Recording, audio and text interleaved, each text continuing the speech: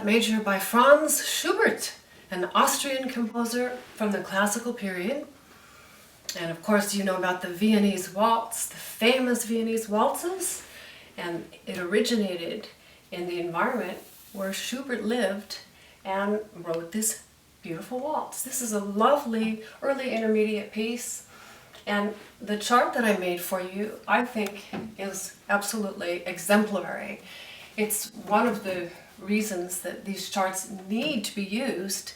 It's so far superior to your traditional public domain music in any other edition you will find, and I'll show you why right now. Obviously you can see there are 4 lines. I call them systems. They all have perfect symmetry of 8 measures. They all begin on the upbeat, the 3rd beat.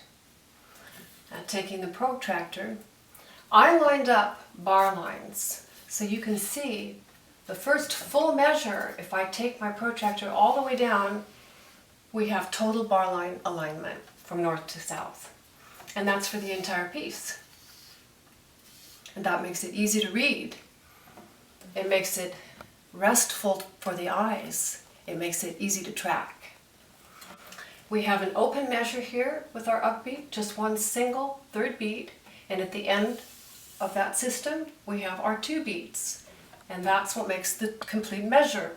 The upbeat at the beginning of the system and the remaining 2 beats at the end of the system. Notice that these ends do not have bar lines. I left them open.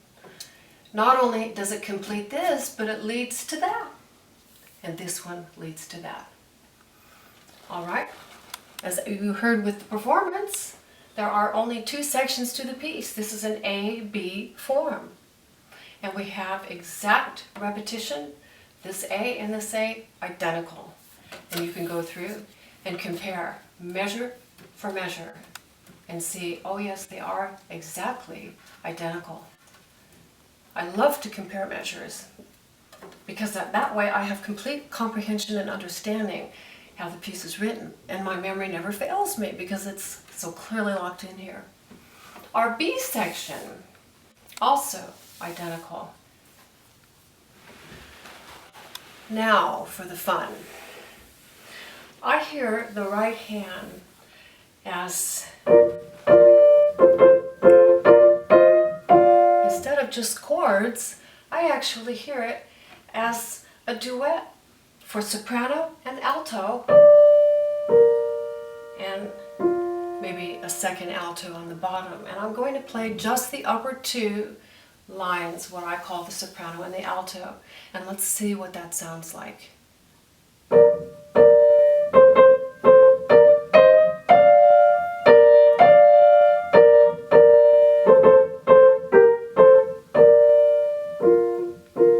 What did you notice? They were all 3rds, except the very end where it went to a 4th.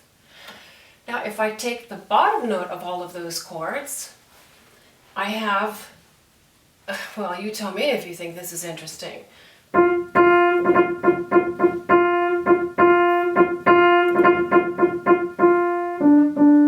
Maybe not. But when you put them all together and you hear it as 2 female singers and a bottom supporting harmony, you're going to shape it a little bit differently than if you hear all 3 notes as just one tonality.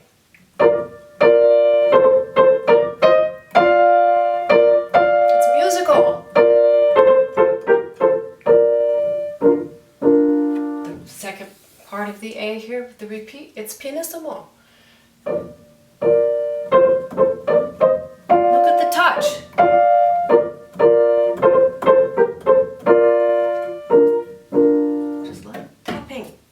Your fingertips. They're dancing on the keys. So practice this lovely motion with your right hand. Going on to the B section with the right hand. Now that part here on the bottom that just had those, all the F's in a row, gets to do something. Let me first just play it as written.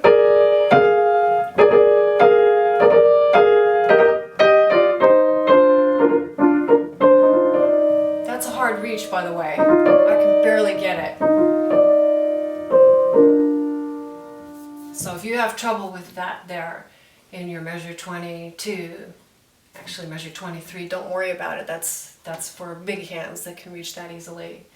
Now if I take the bottom line, starting at measure 16 here, listen to this part, the lowest of the 3 notes in the right hand.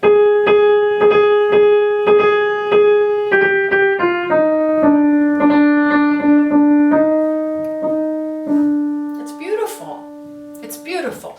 One great technique that I use all the time, it's called redistribution. And what I do is to take the given right hand part or the given left hand part, and I break it up between the 2 hands. And the reason I do that is so I can experiment with tonal control, and I can tell which sounds I like best. What balance do I like? So for instance, starting here, I'm going to take the left hand and bring it out more than the right hand. And listen to how that sounds.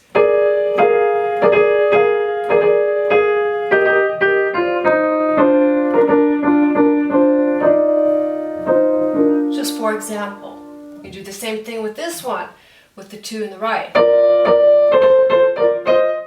There you really hear the thirds.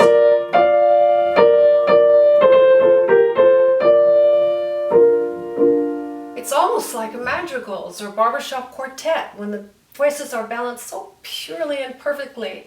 You hear the crystalline pitches and you hear the exquisiteness of each harmony. Are you ready for the last part? It's the waltz, this incredibly luscious left hand. And you're going to have a sweep. 3, 1, 2, 3, 1, 2. That's the waltz. One just spiraling around, and we do this with our arms. This is an arm piece. Scooping up with the arm from the elbow. Scoop, scoop, and here we go.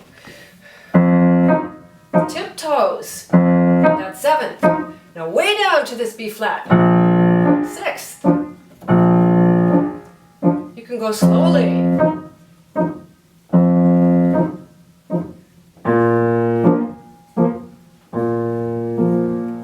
A little faster. 1, 2. A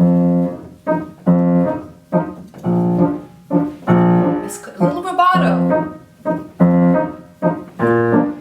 Not 1, 2, 3, 1, 2, 3, but 1, 2, 3, 1, 2, 3, 2. Watch dancers. Go put on Viennese waltzes or the dance competitions and watch how they step. It's not exactly even. It has a sweep to it. It has a wonderful lifting energy where you're suspended in the air for a split second. And that's the energy and the sweep you want to put into your left hand, into the whole piece here.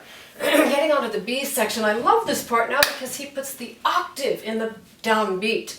Really stepping into the step. That was too loud.